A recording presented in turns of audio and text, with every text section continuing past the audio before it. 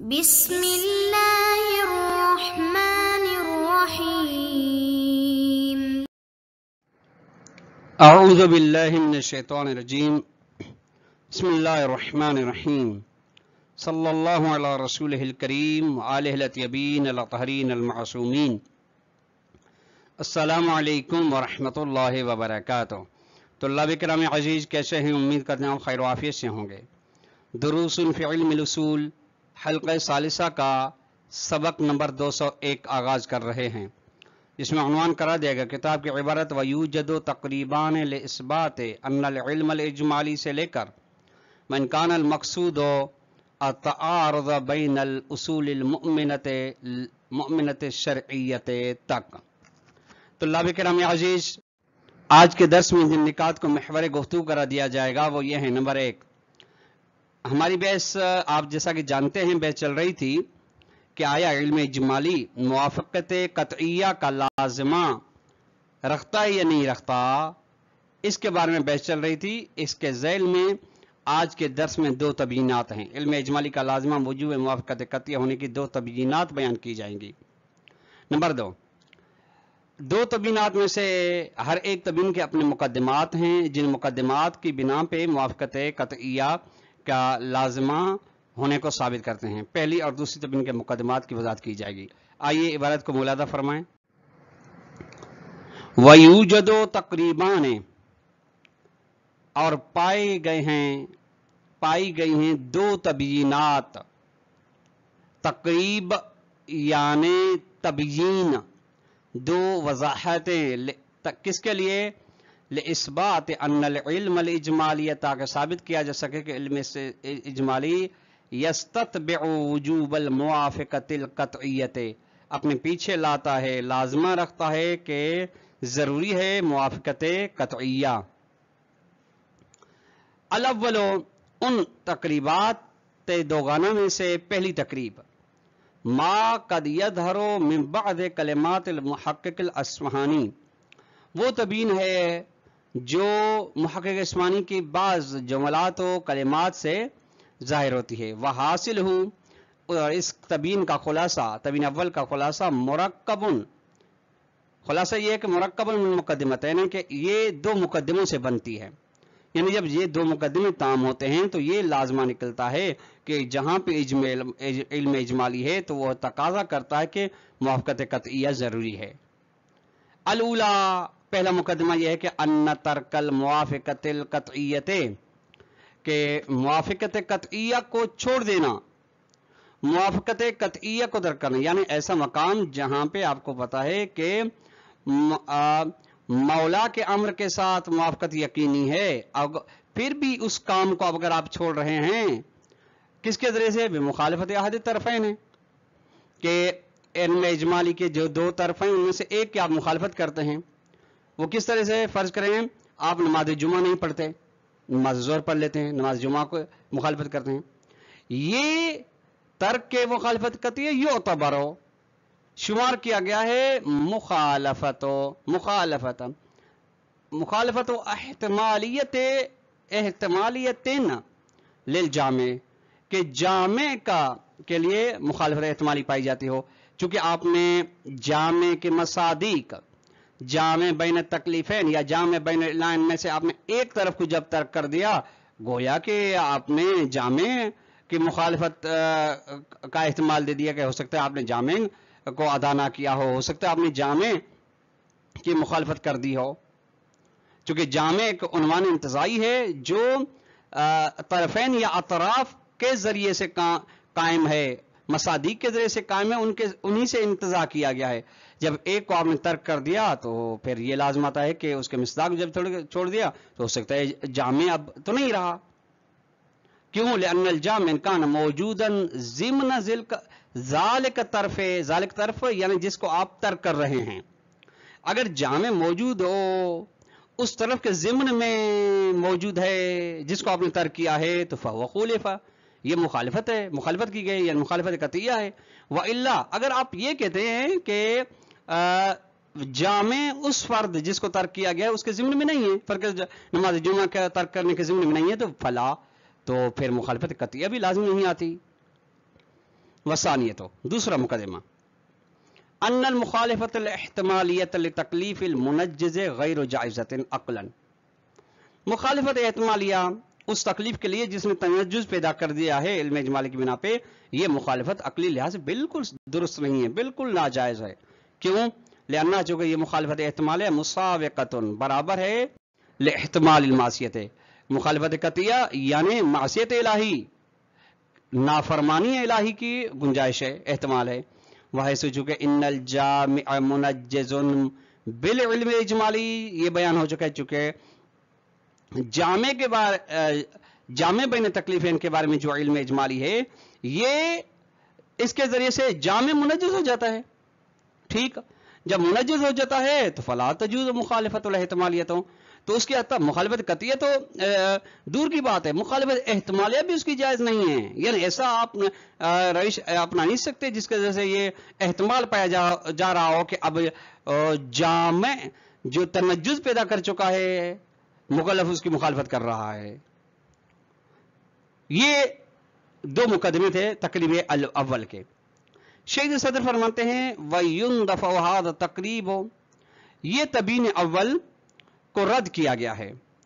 किसके जरिए से? पहली बात यह कि बिमन इल मुकद्दिमतिल ऊला, हम पहले मुकदमे को नहीं मानते।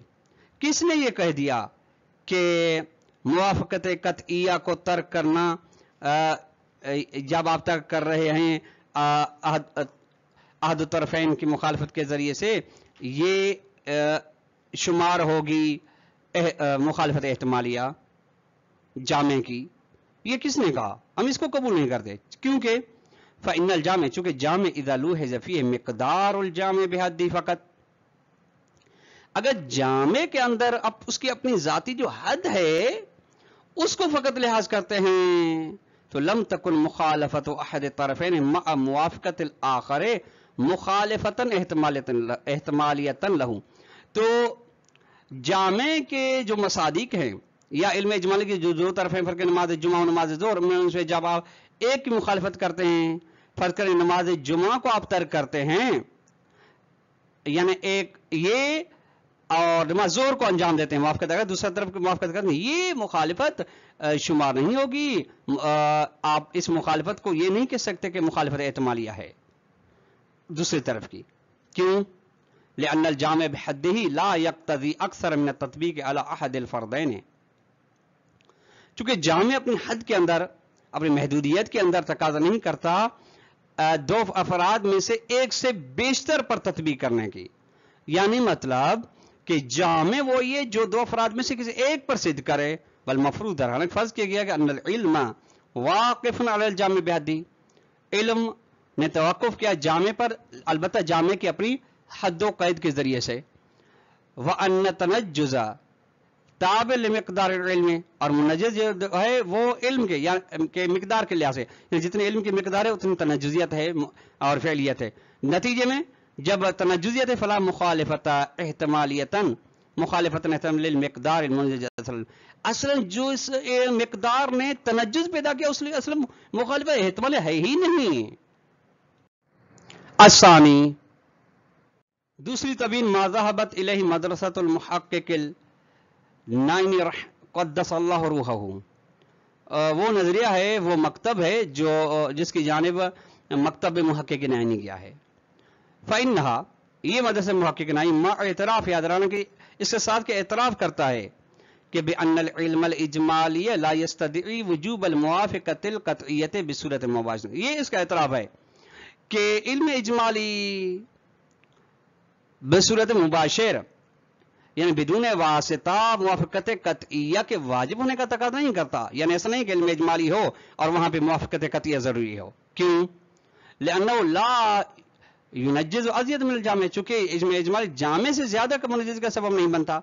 जब मुनज्जिज़ का सबब नहीं बनता जामे से ज्यादा, तो फिर मुवाफ़क़त क़तइया भी वाजिब नहीं है। हाँ, जो मुवाफ़क़त क़तइया वो जामे की सूरत में है, बस जामे की जाते, जामे से बेशतर के बारे में तनज्जुज़ का तकाज़ा नहीं करता। ठीक, इसके साथ कि ये एतराफ़ कर दिया है कामत, इसके साथ इसने मदरसा मुहक्किक नाइनी ने पेश किया है बेमुहावलत एक इश्काल इस बात इस्तिक़बाल इल्म इजमाली लिवुजूब मुवाफ़क़त क़तइय्यत बिसूरत मुबाशिरतिन गैर मुबाशिरतिन के इल्म इजमाली को साबित करना मुवाफ़क़त मुवाफ़क़त क़तइय्या के ज़रूरी के लिए बावासिता ये हो सकता है। वहादल मुहावला तो यानी ये बयान इश्काल नहीं बयान। वहादल मुहावला युमकिन तहलीलुहा ज़िम्न फ़क़रात तालिते। अच्छा, ये तहलील जो है इसको मुमकिन बयान करना चंद जुमलात या चंद मुकदमात के ज़ैल में, यानी चंद मुकदमात आप समझेंगे तो आपको ये पता चल जाएगा कि गैर मुबाशिर तौर पे इल्म इजमाली तकाजा करता है मुवाफ़क़त क़तइय्या के वाजिब होने का। अव्वलन उन फ़क़रात तालिया में से एक ये है कि अन्नल इल्म इजमाली यस्तदी हुर्मतल मुखालिफतल क़तइय्यत। पहली बात यह कि इल्म इजमाली तकाजा करता है कि मुखालिफत क़तइय्या मौला हराम है। यानी आप अगर नमाज जुमा भी अंजाम ना दें, नमाज ज़ोहर भी अंजाम ना दें, इस बर्तन दाएं वाले बर्तन को भी इस्तेमाल करें, बाएं तरफ वाले बर्तन को भी इस्तेमाल कर दें, तो ये आपने मुखालिफत क़तइय्या अंजाम दी। और चूंकि इल्म इजमाली है ये कहता है कि हराम या आपकी ये मुखालिफत क़तइय्या यकीनी है, चूंकि एक तो नजिस था, चूंकि एक तो वाजिब थी। वसानियन नंबर 2 यतरत्तब अला ज़ालिका अदम इम्कान जरियान उसूल मुअम्मिनत फी जमील अतराफ, या मुअम्मिनत भी बाद में पढ़ा गया है। इस बात पर यानी पहली बात पर मौकूफ है, मतलब तरत्तुब होता है कि उसूल को जारी करना मुमकिन नहीं है, वो उसूल जो तमाम अतराफ में जारी होते हैं। क्यों? लिअन्नहु यस्तौइबु तरख़ीस फिल मुखालिफतिल क़तइय्यत, चूंकि उसूल का जारी होना सबब बनता है कि मुखालिफत क़तइय्या में मुकल्लफ को इजाज़त दी जाए, और जबकि ये बिल्कुल दुरुस्त नहीं है पहले मुकदमे की बिना पे। सालिसन नंबर 3 ये तरत्तब अला ज़ालिका सिर्फ मौकूफ है कि अन्नल उसूल अल मज़कूरत उसूल मज़कूर यानी फ़र्क उसूल शरइया जो मुकल्लफ के लिए बिल्कुल रास्ता खोल देते हैं और कहते हैं आप अमान में हैं, आपके ऊपर इक़ाब नहीं, मुआख़ज़ा नहीं इसके अंजाम में, ये उसूल तआरुज़ आपस में तारुज़ पैदा करते हैं। जब उसूल का आपस में तारुज़ पैदा हुआ फ़ला तजरी फ़ी अय्यि तरफ़िन, किसी भी तरफ में ये उसूल जारी नहीं होंगे। क्यों? लिअन्न जरियानहा फ़ी तरफ़िन दून आखर तरजीह बिला मुरज्जहिन, क्योंकि एक तरफ में फर्ज़ नमाज जुमा के बारे में उनको आप जारी करें, ज़ोहर के बारे में जारी ना करें, इस इना के बारे में जारी करें, उस इना के बारे में जारी ना करें, ये तरजीह बिला मुरज्जह है, और जो कि कभी है। वह जरियाना फिल कुल्ले गैर मुमकिन, तमाम में आप उसूल को जारी नहीं कर सकते। राबियन नंबर 4 यंतजु मिन कुल्ले ज़ालिक या युनतजु मिन कुल्ले ज़ालिक, इन तीन तमाम चीज़ों से नतीजा निकाला जाता है कि अन्न इहतिमाल तकलीफ है फी कुल्ले तरफ़िन यबका बिदून अस्लिन मुअम्मिनिन, के तकलीफ का मुकल्लफ के ऊपर बाकी रहने का एहतमाल हर तरफ के हवाले से, हर तरफ के अंदर, यानी वजूब ज़ोहर के लिहाज से हो या वजूब जुमा के लिहाज से, इस इना के लिहाज से हो, उस इना के लिए ये बाकी है, यानी एहतमाल तकलीफ जो था वो बाकी है बिल्कुल बगैर असले मुअम्मिन के। वकुल्लु इहतिमाल तकलीफ़े बिदून मुअम्मिन, और जो भी बरात के बगैर एहतमाल तकलीफ पाया जाता हो, यानी बरात जारी नहीं करता, तो यकुन मुनज्जज़ तकलीफ है, ये एहतमाल मुनज्जज़ तकलीफ है। यानी जिस तरीके से शहीद सदर के अंदर में जिस तरीके से खुद इल्म क़ात' तनज्जुज़ तकलीफ का सबब बनता है, इस तरह एहतमाल तकलीफ भी तनज्जुज़ तकलीफ का सबब बनता है। लिहाजा ये एहतमाल तकलीफ का होना ये मुनज्जिज़ तकलीफ है।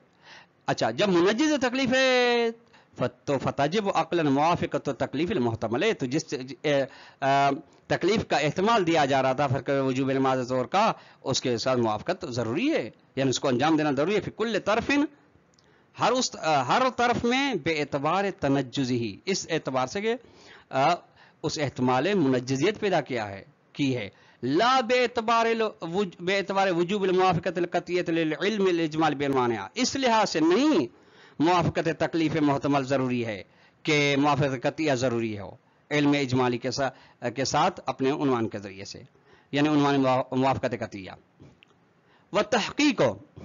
अब यहाँ से शेख सदर अपना नज़रिया बयान फरमाते हैं कि अन्नल मक़सूद है तआरुज़िल उसूल मुअम्मिनत फ़िल फ़क़रत सालिसत, ये तीसरी اس میں مقدمے میں تیسرے فقرے میں بیان کیا گیا کہ اصول مذکور آپس میں تعارض رکھتے ہیں.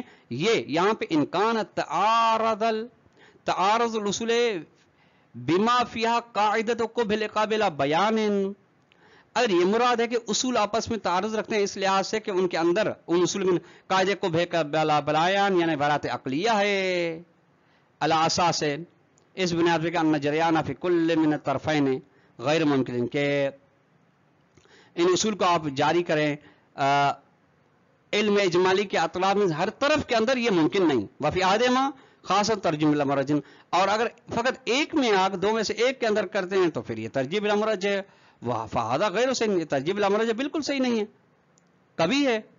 لأن هذه القاعدة نجریها ابتداء فيما زاد الجامع، چونکہ ہم نے یہ بیان کر دیا کہ اس قاعدے کو ہم جاری کرتے ہیں قاعدے منجزت علم اجمالی کو ابتداء سے اس میں جو کہ علم جامع سے زائد پر ہو کے بارے میں علم ہو. فبعبارت اخرى دوسرے الفاظ میں ہے کہ اننا عندما نعلم اجمالا. اب یہ ایک یعنی مثال بیان فرماتے، فرض کریں ہم جب اس صورت میں جب ہم جانتے ہیں اجمالا کے بے وجوب ظہر ہے کہ یا ظہر واجب ہے او وجوب الجمعہ یا نماز جمعہ واجب ہے، یکون کل من الوجوبین بما هو وجوب لهذا الفعل او لذلك او لذاک بالخصوص مورد البراءۃ العقلیہ. تو ان دونوں میں سے نماز دونوں وجوبوں میں سے ہر ایک وجوب یعنی ظہر کا وجوب ہو یا جمعے کا، یہ اس لحاظ سے کہ وجوب ہے اس فعل کے لیے یعنی ظہر کے لیے یا اس فعل یا جمعے کے لیے، یہ وہ مقام ہے جہاں پہ برات عقلیہ جاری ہوگی یعنی کو قابل بیان. وبما هو وجوب مضاف الى الجامع، اور اس لحاظ سے کہ ہوا یعنی دونوں وجوب میں سے ہر ایک وجوب کی نسبت دی گئی ہے جامع کی جانب خارج عن مورد برات ہے، تو پھر یہاں پہ مورد برات میں شمار نہیں ہوں گے، برات کے جاری ہونے کے مقام میں نہیں آئیں گے. جب نہیں آئیں گے تو فیتنجز الوجوب بمقدار اضافت الجامع، تو پھر وجوب تنجز پیدا کرے گا. اس لحاظ سے جب کل من الوجوبین میں سے ہر ایک کی نسبت جامع کی یعنی جتنی جامع کی نسبت ان کی ہے جامع بن تکلیف اس لحاظ سے تنجز ہوگا. لأن هذا هو المقدار الذي تم عليه البيان، چونکہ یہ جامع کی وہی مقدار ہے جس کے بارے میں بیان ہے. وَيُؤْمَنُ عَنْهُ بِمَا هُوَ مُضَافٌ إِلَى الْفَرْدِ، اور عقاب سے اس کے بارے میں امن ہے جس کے جانب جس کے ذریعے سے فرد کی جانب نسبت دی گئی ہے. وَهَذَا التَّبْعِيضُ فِي تَطْبِيقِ الْبَرَاءَةِ الْعَقْلِيَّةِ مَعْقُولٌ صَحِيحٌ. یہ تبعیض یعنی ایک مخصوص فرد کی جانب نسبت دینا، یہ برات عقلیہ کو تطبیق کرنا ہے، یہ تبعیض معقول صحیح بھی ہے. بینما لا یترد فی البراءۃ سے، لیکن یہ برات شریعہ میں سلسلہ نہیں چلے گا. کیوں؟ لأن مفاد دلیل لفظی، چونکہ برات شریعہ مدلول دلیل لفظی ہے، وتابعۃ اور تابع یہ برات شریعہ لمقدار ظہور العرفی، یعنی جو ظہور عرفی ہے اس کے لحاظ سے. وظہور العرفی لا یساعد علی ذلک، اور ظہور عرفی اس کے اوپر مددگار نہیں ہے، اس کے اوپر سازگار نہیں ہے. تو طلاب کرام عزیز آج کا درس اپنے اختتام کو پہنچا. السلام علیکم ورحمۃ اللہ وبرکاتہ.